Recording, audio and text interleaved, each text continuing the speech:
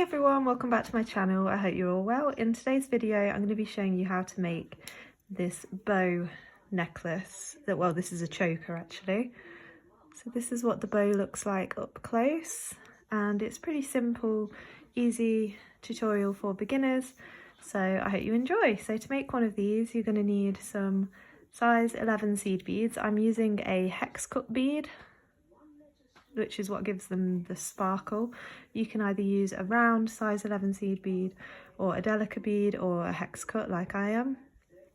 And then you'll need a bigger bead. I'm using this pearl to go in the middle. It doesn't matter what size or what shape.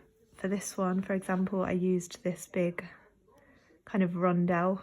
The only thing is it does need to have a hole that can be passed through several times, and then I also add a few more extra of that same bead in the chain of the necklace as well, just for a little detail. So that is another option for you. And then you'll need your clasp. I'm just using a lobster clasp and jump ring, and I'm using 6 pound file line in crystal, this one, and a beading needle, and this is a size 12 beading needle. That's everything, so let's get started. So thread your needle onto your thread, and then you're going to pick up your big bead that's going in the middle, and then don't slide it all the way down, just let it sit on your thread, and then 18 of your size 11 beads. So I've got 18 beads here on the thread, and then what you want to do is slide your bigger bead down into about halfway down your thread. So I'm just putting the ends kind of roughly together, and then I'm going to hold that bead there halfway down, and taking these ones I've got on the needle, I'm just going to sew back into that bead on the same side that I'm coming out of. Straight through the bead. Make sure you hold it there in place when you pull it through so it stays sort of central. So that's your first loop. So at this point you can kind of decide whether you wanted your loops to be bigger or smaller, because the pattern's not really going to change. I mean, the technique won't change. It doesn't matter how big or small you do your loops. So if you want to change that now, do that before we continue. And then if not, you're going to pick up 12 of your size 11 beads. So I've got the 12. I'm going to slide those down until they meet that pearl, like that. And then just going to hold it up here. So there's the 12 that we just added. I'm going to ignore that last bead and go back down, back through all the other 11, like that, and then also back through that pearl as well. Make sure that stays pulled nice and tight. Make sure your loop stays pulled nice and tight. If the loop becomes loose, just pull this bead out until your loop tightens, and then tighten that back up. So right now we have this. We're going to go around this loop again one more time, so go through all of those beads in that loop, and once you've gone all the way through the loop, go back through the pearl again, this time aiming your needle to come out above this strand that's at the bottom. Okay, keep that pulled nice and tight, and make sure you keep this other side of your thread pulled tight as well. So we have this, and your thread should be coming out because you aimed it to come out above this strand down here, and we're going to create our next loop. So go ahead and pick up 18 beads again, like that, and then you're going to go back through that bead, this time aiming your needle, sorry, to come out underneath this loop, if you see what I mean. So you're pointing it downwards. Pull that through. So you have this.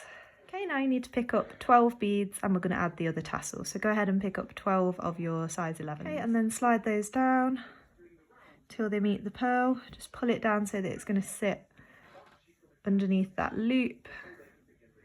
And then again, you're going to ignore that final bead, so pull that one out of the way and go down through the other 11 beads and back through that pearl. Oops.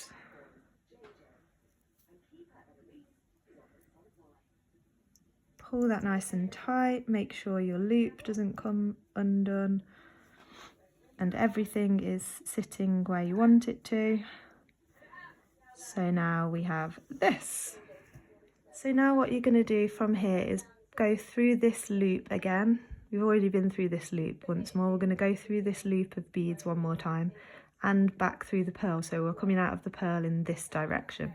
That means we're going to have one thread coming out this way and that other thread coming out the other way, ready to create the necklace. Okay, so now you've got a thread coming out either side, and I'm going to show you how to create one side of the necklace, and then the other side you're just going to thread your needle onto the other side and do the exact same thing, because they're both going to be the same both sides.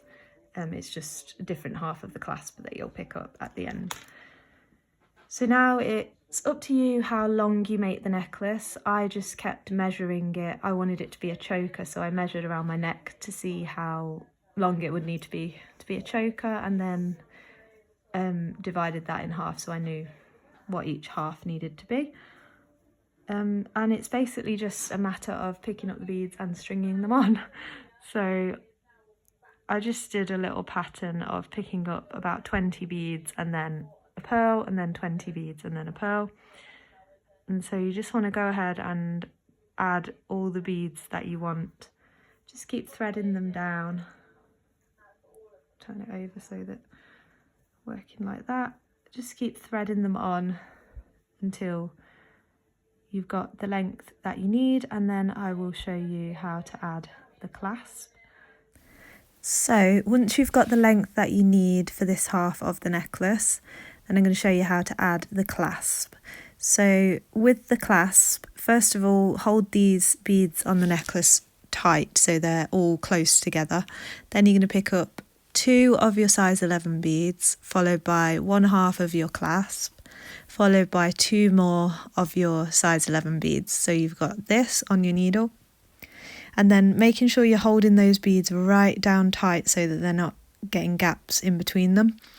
You're going to go back through that last bead on the strand, holding it tight again, like I said, so that it doesn't slide down onto your thread too far and leave gaps. So pull it down carefully whilst also keeping it tight. And then you're going to move through the first 2 beads and the clasp, and then down through those other 2 beads as well. Now you can circle through those again if you want. And then once you've done that, you want to move through that bead on the bottom that you connected them to. And now we want to connect that back down to center it again. We want to move back down into the strand of beads through a couple, pull it tight, and that should pull it into the center because it's connected now on both sides. So then we're going to move along and tie some knots. Now it's quite tricky on a single strand of beads to tie a knot, but what I tend to do is just move down a little bit, and then taking your needle around the back of it, but not letting it pull all the way through, creating this loop and going through the loop 2 times.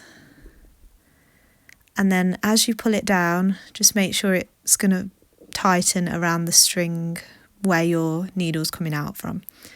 And then just keep moving on a little bit further, pull that really tight, and you want to tie as many knots as you can on this because it's just a single strand of beads. Fire line is incredibly strong, and I'm always just really careful with my necklaces anyway, but you just don't want it to snap, so you want to tie as many knots as possible. As you can see, sometimes the loop gets away from you, but just tie as many knots as you can with what thread you've got left on this side. And then once you've done that, you can move away from your final knot and then cut your thread, and then you want to thread your needle onto the other side and do the same thing. So once you've done that, then all you need to do, like I said, is thread your needle onto the other side and do the exact same thing but with the other half of your clasp. And then we're all finished. So this is what the finished necklace looks like. I think it turned out really cute. I love these silver hex cut beads. I think they're so nice. Really, really, really sparkly. And then this is the blue one that I did before. Again, really sparkly. These are the exact hex cut beads I used. If you want this colour code and name and where I got them from, so this is them, because they are just gorgeous. So I'm going to be wearing this silver one a lot, I think. So I hope you enjoyed. Comment down below anything else you'd like to see. Follow me on Instagram at Beadingbyhannah, and like this video if you enjoyed, and subscribe to see more of my videos. And hopefully I'll see you in the next one. Thanks so much for watching, everyone. See you next time. Bye.